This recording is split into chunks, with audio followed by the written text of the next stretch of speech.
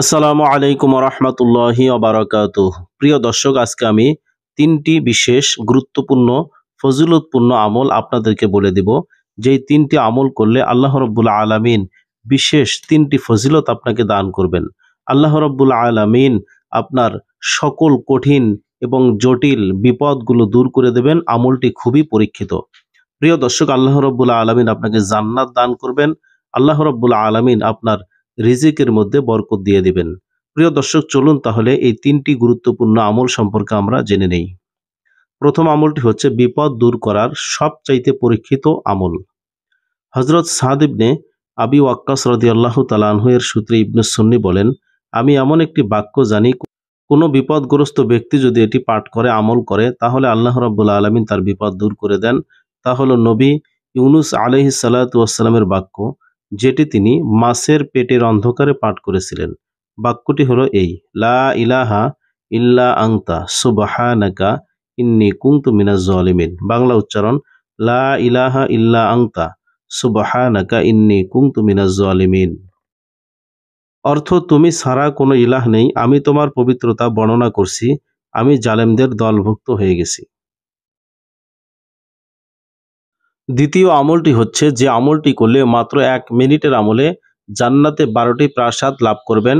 10 মিনিটের আমলে 50 বছরের গুনাহ মাফ হয়ে যাবে। সুবহানাল্লাহ। হযরত আনাস রাদিয়াল্লাহু তাআলা আনহু থেকে বর্ণিত আছে, আল্লাহর রাসূল সাল্লাল্লাহু আলাইহি ওয়াসাল্লাম বলেছেন, যে ব্যক্তি সূরা ইখলাস মানে কুল হু আল্লাহ সূরা একবার পাঠ করবে তার উপর বরকত নাজিল করা হবে। যে ব্যক্তি 2 বার কুল হু আল্লাহ সূরা পাঠ করবে তার ও তার পরিবারের সদস্যদের উপর বরকত নাজিল করা হবে।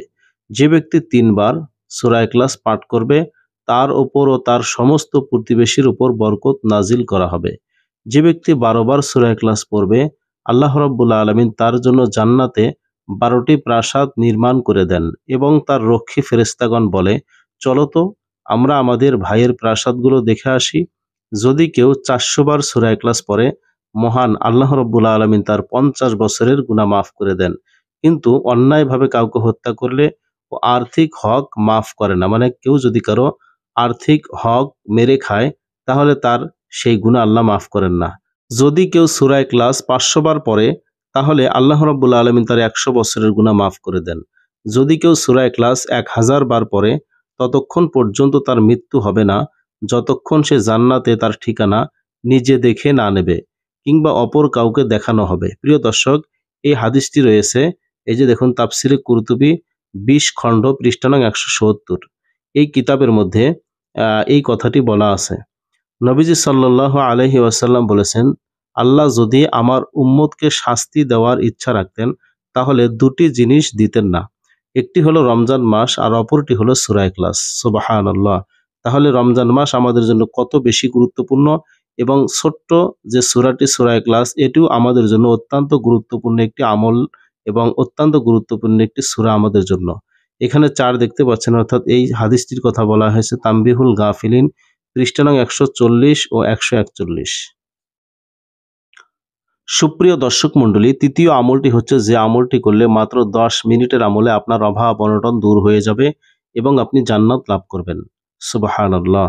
হযরত আলী রাদিয়াল্লাহু তাআলা আনহু থেকে বর্ণিত, আল্লাহর রাসূল সাল্লাল্লাহু আলাইহি ওয়াসাল্লাম বলেছেন, যে ব্যক্তি প্রত্যেকদিন 300 বার করে এই দোয়াটি পড়বে, লা ইলাহা ইল্লাল্লাহুল মালিকুল হাক্কুল মুবিন। বাংলা উচ্চারণ, লা ইলাহা ইল্লাল্লাহুল মালিকুল হাক্কুল মুবিন। এই বাক্যটি যে ব্যক্তি পাঠ করবে তাহলে এটি তার জন্য অভাব অনটন থেকে হেফাজতের ওসিলা হবে এবং কবরের দুর্দশা থেকে মুক্তির কারণ হবে। যে ব্যক্তি এই বাক্যগুলো পাঠ করবে এর বরকতে সে বাহ্যিক ও অভ্যন্তরীণ স্বাচ্ছন্দ্য লাভ করবে এবং জান্নাতের দরজাগুলো তার জন্য খুলে যাবে। সুবহানাল্লাহ। মোট কথা, যে ব্যক্তি প্রত্যেক দিন নির্দিষ্ট সংখ্যক এই বাক্যটি পাঠ করবে, আমল করবে, সে বড় বড় 4টি উপকার লাভ করবে, 4টি ফজিলত পাবে। যার প্রতিটি উপকার এমন, প্রতিজন মানুষ যার মুখাপেক্ষী, অর্থাৎ সকল মানুষ যে 4টি প্রয়োজন পাইতে চায়। কাজেই প্রতিদিন কমপক্ষে 100 বার করে হলেও এই তাসবিহটি পড়া চাই। উপকারগুলো কি, এই যে দেখুন। 1. অভাব অনটন ও আর্থিক অসচ্ছলতা দূর হওয়া। 2. কবরের অন্ধকার ও নিঃসঙ্গতায় আলোসঙ্গ লাভ হবে। 3. বাহ্যিক ও অভ্যন্তরীণ স্বাচ্ছন্দ্য লাভ হবে এবং 4. জান্নাতে প্রবেশের অধিকার লাভ হবে। সুবহানাল্লাহ।